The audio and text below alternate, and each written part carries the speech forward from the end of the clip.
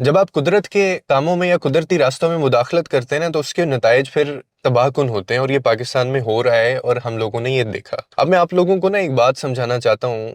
शायद आप लोगों में से किसी ने ये सोचा समझा, या हमारे जो हुक्मरान हैं उनमें से किसी ने बैठकर ये सोचा समझा कि ये जो सैलाब आया है, जो जिंदगियां तबाह हुई लोगों की, घर उजड़ गए, गांव के गांव बह गए, ये क्यों हुआ है, असल इसकी वजह थी क्या? देखिए, इंसान जब अपने मुफाद के लिए या अपने फ़ायदे के लिए या पैसों के लिए वो कुदरत के सदियों पुराने बनाए गए जो रास्ते हैं वो उसमें मुदाखलत करता है ना, उसमें इंटरवीन करता है, तो फिर वो खुद अपने लिए ही ऐसी मुश्किलात खड़ी कर रहा होता है जिसको वो बर्दाश्त नहीं कर सकता। कुदरत का ना हर निज़ाम, चाहे वो दरिया का बहाव हो, चाहे वो समुंदर की लहरों का उतार चढ़ाव हो, वो एक ख़ास फार्मूले, ख़ास तवाज़न के ऊपर और उसकी के तहत वो कायम है, और वो अल्लाह की तरफ से है। लेकिन अफसोस कि हम तरक्की के नाम के ऊपर उस बैलेंस को, उस तवाज़न को हम बार बार चैलेंज करते हैं, हम नेचर को चैलेंज करते हैं, और फिर जब कुदरत अपना कहर वो बताती है, वो जवाब देती है, तो फिर हम हैरान रह जाते हैं कि यार ये क्या हो गया। अब लाहौर में दरियाए रावी के किनारे पर जो बनने वाली रिहायशी स्कीमें, जो कॉलोनीज थी, वो एक परफेक्ट एग्जाम्पल है इस चीज के लिए कि सदियों से जो रावी का पानी है वो एक मखसूस रास्ते से बह रहा था, और ये सबको पता है, किस बच्चे बच्चे को भी पता है, मगर इंसान ने अपनी ख्वाहिशात की तकमील के लिए, पैसों के लिए वहां पे दीवारें खड़ी कर दी, वहां पे जमीनें बेच दी,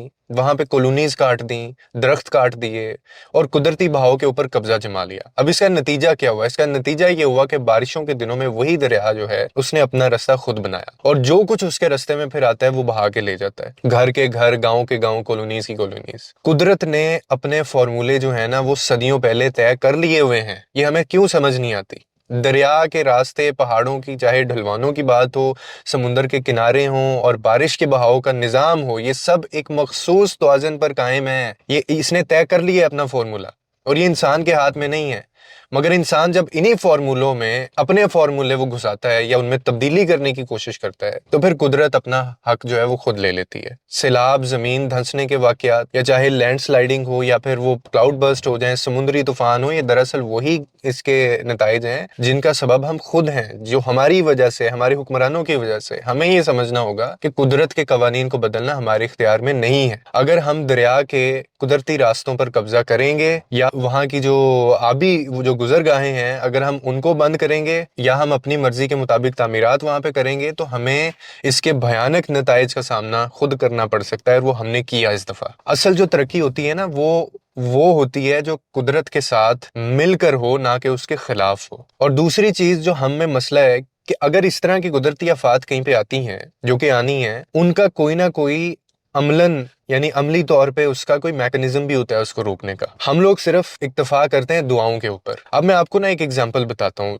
जापान जैसे मुल्क जो हैं, उन्होंने सिर्फ दुआओं के ऊपर इक्तफा नहीं किया जब वहां पे इस तरह के मामलात होते हैं, बल्कि उन्होंने अमली कुछ ऐसे इकदामात किए, और वो आपका दिमाग फट जाएगा कि उन्होंने क्या किया। उन्होंने दरख्त लगाए, जमीन को मजबूत किया, और साइंस के साथ उन्होंने फितरत को अपना शराकतदार बनाया, अपना पार्टनर बनाया। क्यों? क्योंकि वहां पे सुनामी और जलजले जितने आते हैं दुनिया में और कहीं नहीं आते। उन्होंने क्या किया कि उन्होंने अपनी जो शुमाल मशरकी साहिल के ऊपर 395 किलोमीटर की तवील उन्होंने दवहकल सुनामी वॉल तामीर की, जिसके जो हिस्से वो पता है कितने बुलंद थे? 14.7 मीटर आसमान को छूते हिस्से थे। ये क्यों किया उन्होंने? ताकि वो इन्हीं सैलाब को रोक सकें। और उसकी जो बुनियाद है वो जमीन के अंदर 25 मीटर गहरी जमी हुई है।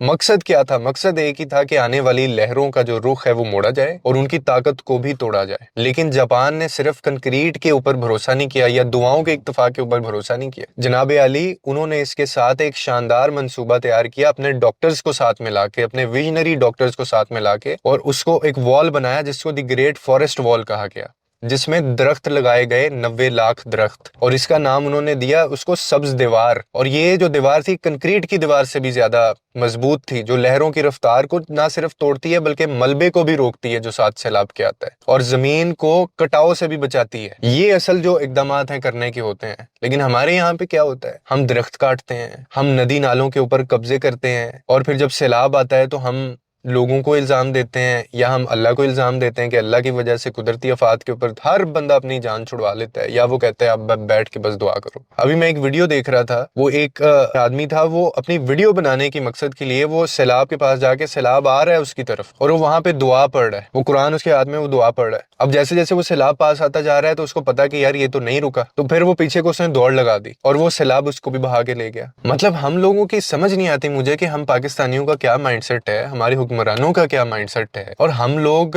مطلب مداخلت تو کیا، ہم لوگ چیلنج کرتے ہیں قدرت کو. آپ قدرت کو چیلنج کریں گے تو پھر آپ کو یہی نتائج بھگتنے پڑیں گے. اور ہمیشہ کی طرح میں جو کہتا ہوں کہ نقصان کس کا ہوا، غریب آدمی کے جانور گئے، غریب آدمی کے گھر اجڑے، وہی گاؤں بہ گئے، ان کی ساری زندگی کی جمع پونجی اپنے سامنے، اپنے اس گھر کو بہتا دیکھنا. وہ جانور یا وہ مال ڈنگر جو ساری زندگی اکٹھے کیے ہوں، جو آپ کا اونلی سورس آف انکم ہو، اس کو سر اپنی آنکھوں کے سامنے جاتے دیکھنا نا، یہ بڑی حوصلے کی بات ہوتی ہے. اللہ تعالیٰ ہم سب کو حفظ و ایمان میں رکھے، اور ہمارے حکمرانوں کو اتنی عقل دے، یا ان کے دماغوں میں، ان کے دلوں میں یہ چیز ڈال دے کہ ہم لوگ دعائیں بھی ساتھ کریں، وہ میٹر کرتی ہیں، لیکن دعاؤں کے ساتھ ہم لوگ عملی طور پہ بھی کچھ ایسی چیزیں کریں، ہم کچھ ایسے فیصلے کریں جس کی وجہ سے جو ہے وہ ہمارے اوپر اس طرح کی آفتیں اگر آئیں بھی تو ان سے نپٹا جا سکے. لوگوں کے لیے آسانیاں پیدا کریں، رب آپ کے لیے آسانیاں پیدا کرے گا.